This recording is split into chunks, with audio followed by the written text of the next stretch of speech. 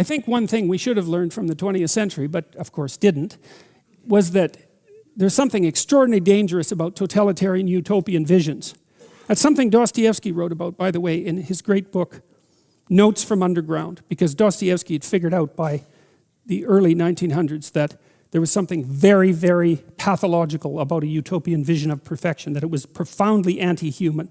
And in Notes from Underground, he demolishes the notion of utopia. One of the things he says that I loved, it's so brilliant, he said, imagine that you brought the socialist utopia into being.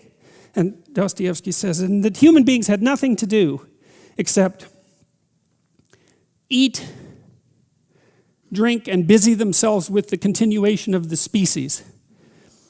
He said that the first thing that would happen under circumstances like that would be that human beings would go mad and break the system, smash it, just so that something unexpected and crazy could happen, because human beings don't want utopian comfort and certainty.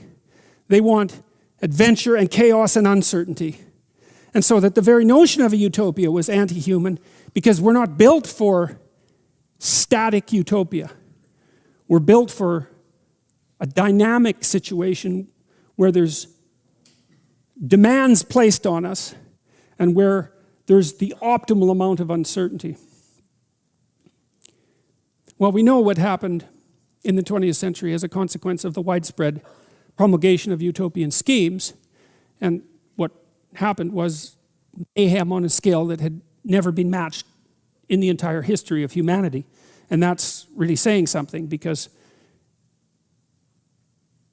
there was plenty of mayhem before the 20th century. I guess there wasn't as much industrial clout behind it.